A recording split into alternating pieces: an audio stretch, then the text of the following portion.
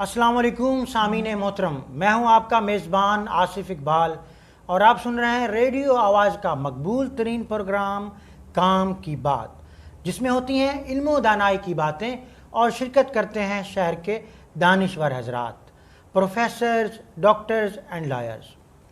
सामीन, आज हमारे साथ तशरीफ़ फरमा है पाकिस्तान के सीनियर एडवोकेट हाई कोर्ट जनाब मोहतरम राय एजाज भट्टी साहब। ये मुल्क में लाकानूनियत बहुत ज़्यादा बढ़ चुकी है, नंबर ऑफ़ वायलेशन का ज़्यादा होना और कोई भी इंसान बिला खौफ खतर जुर्म कर रहा है और जराइम की तादाद बढ़ती जा रही है। क्या फेलियर है, इस पर गुफ्तगू करेंगे राय एजाज भट्टी साहब से। अस्सलाम वालेकुम सर। वालेकुम अस्सलाम वरहमतुल्लाह। सर, हम आपका शुक्रिया अदा करते हैं कि आपने हमें टाइम दिया और हमारे प्रोग्राम काम की बात का आप हिस्सा बने। आई एम ऑनर्ड आसिफ साहब, आपने मुझे दावत दी तो मुझे शुक्रिया आपका अदा करना चाहिए, तो wish you all the best. Sir, आप सीनियर एडवोकेट हाई कोर्ट हैं, माहिर कानून हैं और फाउंडर हैं तरीक़े तब्दीली निज़ाम के। सर, ये कुछ अरसे से जराइम एकदम से बहुत ज़्यादा हो रहे हैं और जराइम करते हुए किसी को रियासत का डर नहीं है, वायलेशन आम हो चुकी है और इंसाफ किसी को मिलता नज़र नहीं आ रहा।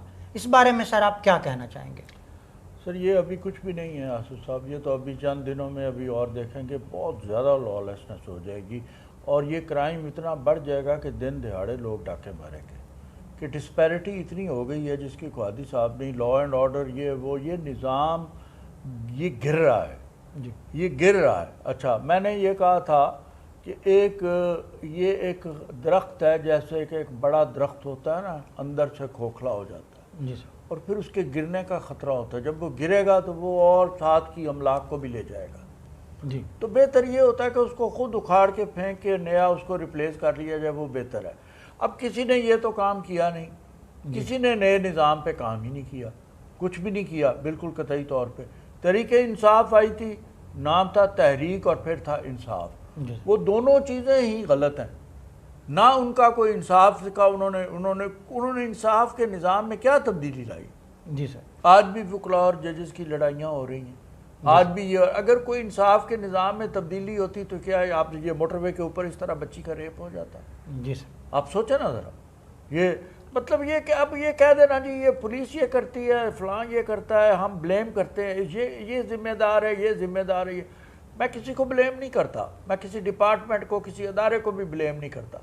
एक्चुअली ये सारा सिस्टम कोलैप्स होने जा रहा है और ये गिर रहा है, ये आपको गिरता हुआ नज़र आएगा और फिर ये गिरता हुआ आपको, अल्लाह ना करे मेरे मुंह में खाक, ये आपको नज़र आएगा कि खून ही खून नज़र आएगा एकदम से। इसने ये इस मुल्क ने पाक होना है और बुराई से पाक होना है। पाकिस्तान इसका नाम है और अल्लाह को खून बहुत पसंद है। ये खून की होली यहाँ पे, ये आप देखेंगे कि ये जो बुराई इतनी बढ़ गई है, इतनी बढ़ गई है, ये सिवाय खून के पाक नहीं हो सकता, हो नहीं सकता। तो अब इसमें बुनियादी तौर पे कौन है? सबसे बड़ी वजह आपकी ब्यूरोक्रेसी है, आपकी अदलिया है। ये दो अदारे ऐसे हैं जो इस मुल्क को धकेल रहे हैं खूनी इनकलाब की तरफ, खूनी इनकलाब की तरफ। तीसरा आपका इसी में आ जाती मुआशियत वगैरह, ये इतनी डिस्पैरिटी हो गई है ये कि लोग हैव एंड हैव नॉट्स की लड़ाई है। जी सर। अब ये देखें ना, वो होंडा गाड़ी देख के, वो बच्ची देख के, मैं उसी मिसाल एक छोटी सी आपको देता हूँ। जी बिल्कुल। उनकी कोई ज़ाती दुश्मनी तो नहीं होनी, वहाँ रुकी है, वो डाके मारते थे, ये उनको मिल गई है, लेकिन उन्होंने जितना जुल्म उसके साथ किया वो गाड़ी देख के किया कि ये इन लोगों ने हमारे ऊपर जुल्म ढाया हुआ है। अच्छा, वो जब मिडिल क्लास होती है, middle class, upper middle class कह लें, लोअर मिडिल क्लास कह लें, वो विक्टिम बनती है। बिल्कुल। अच्छा, जो बिल्कुल upper class, super upper class है, उनका तो सामान जहाज़ों में पड़ा हुआ है जी। उनके तो घर ऑलरेडी बाहर हैं, यहाँ से रिटायर होते हैं, जज साहब वहाँ चले जाते हैं, वहाँ जाके नेशनैलिटी ले लेते हैं। सारे जितने ऑन द टॉप हैं ब्यूरोक्रेट्स हैं, वो सारे, उन सब के बच्चे बाहर हैं, उन सब के घर बाहर हैं, सब कुछ बाहर है उनका ये। लेकिन उन्होंने पढ़े लिखे बेवकूफ़ लोग हैं, मैं यही कहूँगा, पढ़े लिखे हैं बेवकूफ़ हैं। تاریخ سے وہ کہتے ہیں تاریخ سے کوئی سبق نہیں سیکھتا، تاریخ کا سبق یہی ہے کہ اس سے سیکھتا کوئی نہیں۔ جی بالکل۔ آپ مجھے یہ بتائیں، کوئی معاشرہ، میں آپ سے پوچھتا ہوں، کوئی معاشرہ بغیر عدل کے قائم رہ سکتا ہے؟ نہیں، رہ ہی نہیں سکتا کوئی سوسائٹی۔ کیا عدل اس معاشرے میں ہے؟ تو ہر آدمی، آپ تو چلیں جی، آپ تو ایک میڈیا کے وہ ہیں، آپ کسی وکیل سے، کسی جج سے، کسی بندے سے پوچھ لیں، کیا وہ کہیں گے عدل ہے ہی نہیں۔ اب وہ خود عدلیہ کے نظام کا حصہ ہیں خود، جی لیکن وہ خود کہتے ہیں عدل نہیں ہے۔ اچھا نہیں ہے بھائی، اگر نہیں ہے عدل تو پھر اس کو چینج کرنے کے لیے کوشش کیوں نہیں کی؟ سر، اگر یہ جو عدلیہ کا پارٹ ہیں یہی سیٹسفائیڈ نہیں ہے تو پھر ایک عام آدمی کا کیا حال ہو؟ بس یہی بات آپ یہ دیکھیں کہ جو عدلیہ میں کام کرنے والے خود یہ سمجھتے ہیں کہ اس سے عدل ہم نہیں دے سکتے، جی اس میں عدل ہے ہی نہیں۔ اللہ ان کو جنت میں جگہ دے، یہاں ہوتے تھے علامہ ان کو کہتے تھے ساری جوڈیشری میں بھی، اور علامہ ہی تھے آپ، ان کی کافی سروس رہی جھنگ کے اندر، ڈسٹرکٹ اینڈ سیکشن جج تھے خالد رشید صاحب۔ تو وہ کہا کرتے تھے کہ جی فیصلے کرا لو، ساڑھے تو پنجابی میں فیصلے ساتھ تو کروا لو جتنے مرضی کرانے، عدل تو ہم کر ہی نہیں سکتے۔ اس نظام میں عدل نہیں ہے، جب میری جیب میں عدل ہے ہی نہیں تو میں دوں کہاں سے؟ ان کے پاس اتھارٹی نہیں ہوتی ہے عدل کرنے اب آپ کی، یہ انہیں کوئی دیکھیں، روک رہا ہوتا ہے کہ عدل نہیں کرنا۔ میں بتاتا ہوں، آپ کا عدل کا نظام ڈیزائن ایسا کیا گیا کہ اس میں عدل ہو ہی نہ، جی وہ ڈیزائن ایسا کیا گیا، اس ڈیزائن کو آپ بدلنا نہیں چاہتے، آپ بدل نہیں رہے، اور ڈیلیبریٹلی نہیں بدل رہے۔ یہ نہیں ہے، اب میں عام سا بندہ ہوں، مجھے یہ پتا ہے کہ 800 سال مسلمانوں نے یہاں حکومت کی ہے۔ جی سر، 800 سال حکومت، 800 سال میں کتنے سلطان آئے، کتنے بادشاہ آئے، کتنے گئے، یہ وہ کیا ہے، سب چلتا رہا یہ وہ، لیکن 800 سال سے یہاں پہ قاضی کی عدالت قائم تھی، جی سر، اس کو کسی نے ڈسٹرپٹ نہیں کیا، اور اس کے ثمرات تھے، اسی کے ثمرات تھے قاضی کی عدالت کے، کہ لارڈ مکیلے یہ کہتا ہے برٹش پارلیمنٹ میں کھڑا ہو کے کہ میں ٹریول کیا سارا India from land to breathe, لیکن مجھے کہیں I didn't find a thief and I didn't find a beggar۔ اب آپ مجھے یہ بتاؤ، پورا انڈیا اس وقت، اس کو جھوٹ بولنے کی کیا ضرورت ہے؟ آپ مجھے یہ بتائیں، لارڈ مکیلے جھوٹ کیوں بولے گا؟ یہ تاریخ کا حصہ ہے جو میں آپ کو بتا رہا ہوں۔ جی اچھا، اب اتنے 100 سال مسلمانوں کی حکومت کا رزلٹ یہ نکل رہا ہے کہ نہ کوئی وہاں بھیکاری ہے، جی جی، اور نہ ہی وہاں کوئی چور ہے۔ چور ہے، بالکل اچھا، ایسی اور یہ دونوں چیزیں کیسے ممکن ہیں؟ یہ دونوں چیزیں عدل سے ممکن ہیں۔ عدل ہے تو یہ ہے، نہیں تو نہیں ہے۔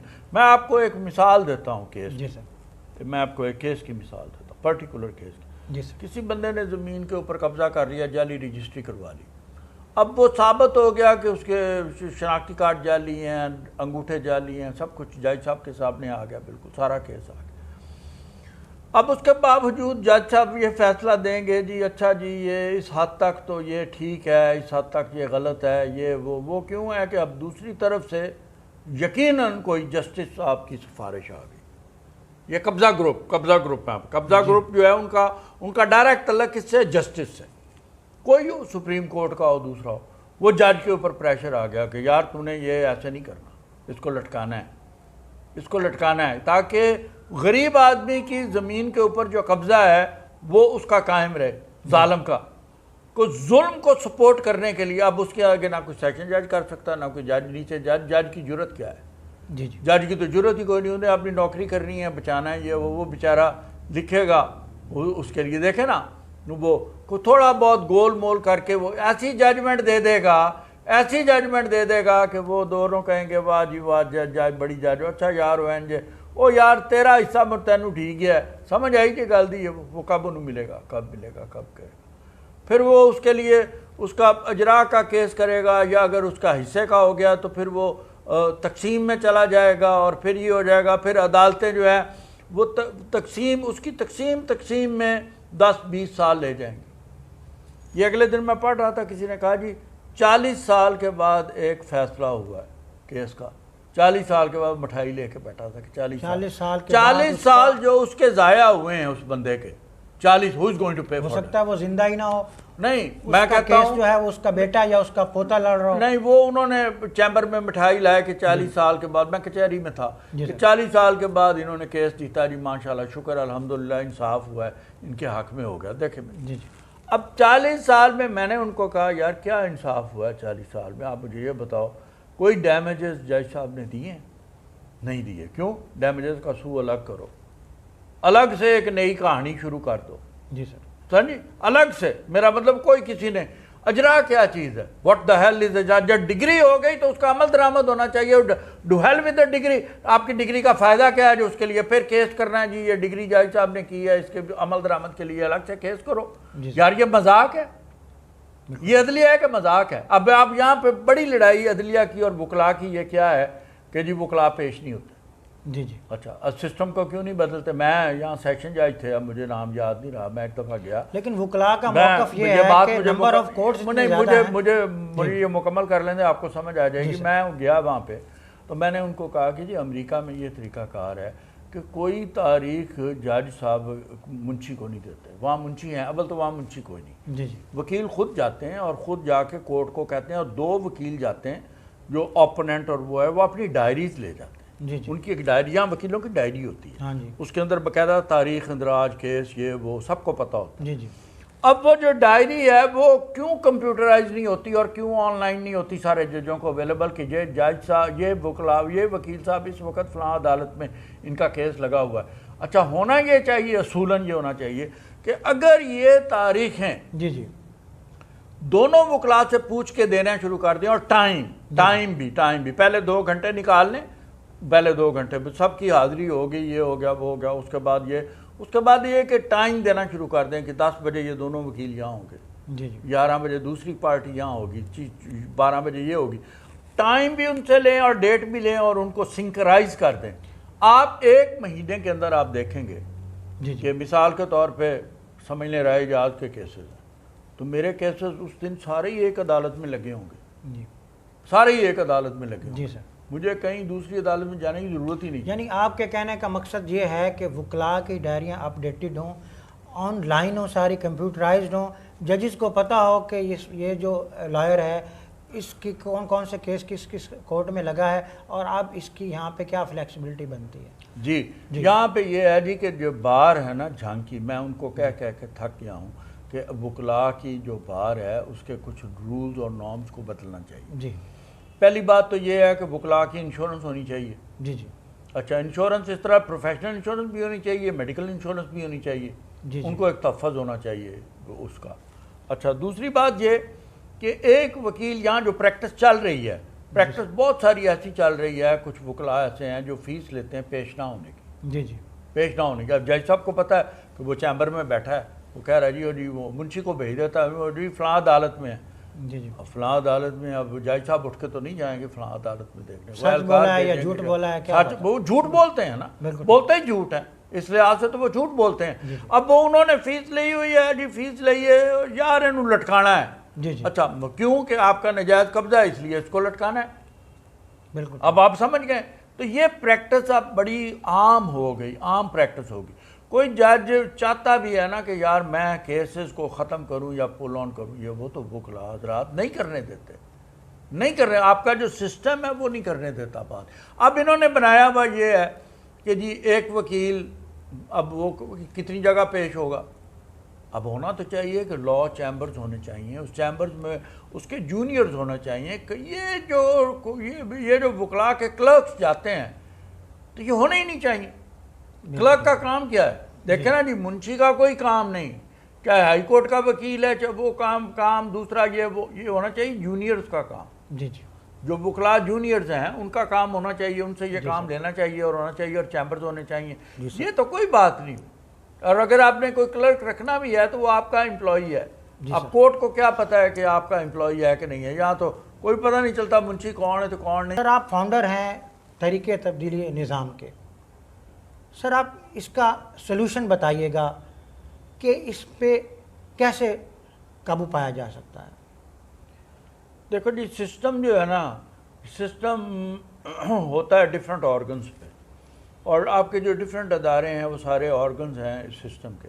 اب اس میں آپ ایک آرگن بدل دیں اور دوسرے کو نہ بدلیں تو it's not going to work. جی سر. وہ کام نہیں چلے گا. سسٹم کو آپ کو کمپلیٹلی سارا سسٹم بدلنا پڑے گا, اوور آلنگ کرنی پڑے گی سسٹم کی سارے کی. اور وہ میرا خیال میں ایک ہی ادارہ ہے پاکستان کے اندر ہے, اللہ اس کو کامیاب کرے اور قائم دائم رہے, کیونکہ ملک ہی اس کے سر پہ قائم دائم ہے, اور وہ ہے فوج. جی سر. اب فوج کو دیانتداری سے یہ چاہیے کہ بجائے یہ پولیٹیکل جوڑ توڑ یہ وہ اس کی انٹرفیرنس کو چھوڑیں. بات یہ کہ دیکھنا یہ چاہیے کہ کون دیانتدار لوگ ہیں, کیسے ہیں, کیا ہیں. ایک ایسی ٹیم چند سالوں کے لیے لے کے آ جائیں جن کے اوپر کوئی داغ نہ ہو اور جن سے یہ امید ہو کہ بالکل صحیح لوگ ہیں. اچھا, اب وہ ایسی ٹیم آئے گی تو وہ صفائی کرے گی. سر لیکن یہ حال ہی میں فوج نے تو یہ بیان دیا ہے کہ ہم ملک کے انٹرنل معاملات میں دخل نہیں دیں گے. وہ نہیں دیں گے, وہ دے بھی نہیں رہے. یہ بھی میں آپ کو بتاؤں, مجھے پتہ ہے جب وہ دیتے تھے, اب وہ نہیں دے رہے. اب انہوں نے ہاتھ کھینچ لیا ہوا ہے, وہ نہیں دے رہے. کیوں کہ ان کی ٹانگیں پھنسی ہوئی بارڈر پہ. جی جی, ان کی لڑائی ادھر ہے. لیکن میں ان کو ایک پیغام دینا چاہتا ہوں. جی جی, جب گھر میں انصاف نہ ہو تو آپ فوج جیت نہیں سکتی. سر لیکن آپ یہ بتائیں کہ جو ملک کا پرائم منسٹر ہے اس کے سامنے یہ حالات نہیں ہیں. وہ یہ نہیں دیکھ رہے کہ ایک عورت تھانے میں رپٹ درج کرانے جاتی ہے اور رپٹ لکھنے والا منشی جو ہے وہ اس کے ساتھ زیادتی کر لیتا ہے. سر 2 کھلے سال عام سڑک پر کسی کی چوری ہو جاتی ہے, ڈاکہ, یہ سب کچھ جو ہے. سر دیکھیں نا, 2 سال ہو گئے ہیں. 2 سالوں میں حکومت کے خود اپنے وزیر کہتے ہیں ہم بے بس ہیں. جی جی, ہمارے اختیار میں کچھ نہیں. بیوروکریسی کچھ کرتی نہیں. بیوروکریسی ابھی کسی نے پچھلے دنوں بیان دیا ہے, کون تھا, کوئی اینکر تھے آپ کے کوئی جی جی, میں دیکھ رہا تھا, انہوں نے یہ بیان دے دیا. انہوں نے کہا کہ جی پریکٹیکلی آج بھی حکومت نون لیگ کی اور کاف لیگ کی ہے پنجاب میں. جی جی, پی ٹی آئی کا تو کچھ بھی ہے ہی نہیں, کیونکہ افسر شاہی ان کے کہنا ہی نہیں مانتی. جی جی, کہنا ہی نہیں مانتی. پھر انہوں نے ایسا, اب میں نہیں کہنا چاہتا سی ایم کیسے ہیں کیسے نہیں, میں تو کبھی ملا نہیں, آئی ڈونٹ نو ہم. ہاں جی, لیکن یہ ہے کہ بہرحال وہ کام نہیں کر رہے. مطلب کام ہوتا ہوا نظر آتا ہے, کام ہوتا ہوا نظر آتا پرائم ہے. منسٹر آپ دیکھیں نا جی, بڑے سیٹسفائیڈ ہیں ان سے. اب پرائم منسٹر صاحب تو اپنی کارکردگی میں بھی سیٹسفائیڈ وہ ہیں, تو پھر تبھی ہیں. بات یہ ہے کہ اس کا رزلٹ کیا ہے. جی سر, 2 سال میں آپ نے کوئی رزلٹ دیکھا ہے؟ کوئی جوڈیشل سسٹم بدل گیا ہے یہاں, کوئی فائنینشیل, کوئی اب 14 روپے بجلی کا ریٹ اور بڑھا دیا ہے. اب دیکھیں نا, کوئی کسی قسم کی کوئی ڈیولپمنٹ 2 سال میں ہوئی ہے؟ سر میرا سوال یہ ہے کہ رشوت خوری اسی طرح چل رہی ہے, بڑھ گئی ہے, بلکہ بڑھ چکی ہے. بڑھ گئی ہے. اس کے علاوہ ڈکیتی اس سے زیادہ بڑھ چکی ہیں. عزتیں کسی کی محفوظ نہیں ہیں, انصاف لوگوں کو مل نہیں رہا. اوور آل جو ہے وہ ملک میں اندھیر نگری ہے. سر میں آپ سے پوچھتا ہوں, مجھے یہ بتائیں, نیب ہے جہاں اینٹی کرپشن ہے نا, 2 ڈپارٹمنٹ ہیں یا نہیں ہیں؟ اچھا, اب اینٹی کرپشن کے ہونے کے باوجود یہاں پہ کرپشن ہو رہی ہے, تو اس کا مطلب اینٹی کرپشن از اے کرپٹ, وہ اینٹی کرپشن خود کرپٹ ہے. تو اب اینٹی کرپشن کا ایک ڈی جی پنجاب کا کوئی دیانتدار آدمی نہیں ملتا. اتنے ہم سارے کرپٹ ہو گئے کہ معاشرے میں کوئی دیانتدار بندہ ہی نہیں یار. کسی ریٹائرڈ جنرل کو میں آپ کو بتاؤں, میں نہیں جانتا, بالکل لا میں نہیں جانتا. میں کہتا ہوں یہ جو آتے ہیں نا لیفٹیننٹ جنرل اعجاز امان, جی سر, امان, ہاں جی, اچھا, اب وہ مطلب جنرل صاحب اس طرح کے بندے کو ڈی جی لگائے نا اینٹی کرپشن میں, جی جی, اور آپ کو مل جائیں گے, بڑے بندے مل جائیں گے یار. ایک ایسا بندہ دیانتدار ڈی جی اینٹی کرپشن لگا دے نا, اور وہ سب سے پہلے تو اینٹی کرپشن کا صفایا کرے, اور پھر اینٹی کرپشن. آپ کرپشن کا ادارہ کیوں ایسے لوگوں کو نہیں دیتے جو دیانتدار ہیں؟ تو نہیں, اگر نہیں دے سکتے, اگر نہیں دیتے یا نہیں دے سکتے, تو اس کا مطلب یہ ہے کہ آپ کرنا نہیں چاہتے. یہ کیسے ممکن ہے کہ میں وزیر اعظم ہوں؟ سچی بات یہ ہے آصف صاحب, میں آپ کو بتاؤں, اس موجودہ نظام میں بھی میں کبھی کبھی سوچتا ہوں, میں کہتا ہوں یار وزیر اعظم میں ہوں, اور پھر چوری بھی ہو, پھر ڈاکہ بھی ہو, پھر یہ بھی ہو اور یہ بھی ہو. یہ ممکن نہیں, یہ ممکن نہیں, یہ ہو ہی نہیں سکتا. چلیں سر, آپ تحریک تبدیلی نظام کے فاؤنڈر ہیں, آخر آپ کا بھی کوئی ویژن ہے, اسی کے تحت آپ نے یہ تحریک لانچ کی ہے. آپ اس بارے میں بتا دیں کہ یہ کس طرح اس پر قابو پایا جا سکتا ہے؟ سر یہ سارا سسٹم, میرے پاس تو سسٹم سارا موجود ہے. میں نے تو تحریک ایسے نہیں چلائی جی کہ بھئی, باقی یہ کہ میں نے تحریک کی ممبرشپ نہیں کی, آپ کو پتہ ہے. جی جی, میں یہ ایک تحریک ہے, اور تحریک ہے کہ اف یو بلیو کہ یہ نظام بدلنا چاہیے تو آپ میری تحریک کا حصہ ہیں, چاہے جہاں بھی ہوں. میری اگلے دن ملاقات سراج الحق صاحب کے ساتھ ہوئی, ان کے ساتھ کھانا کھایا.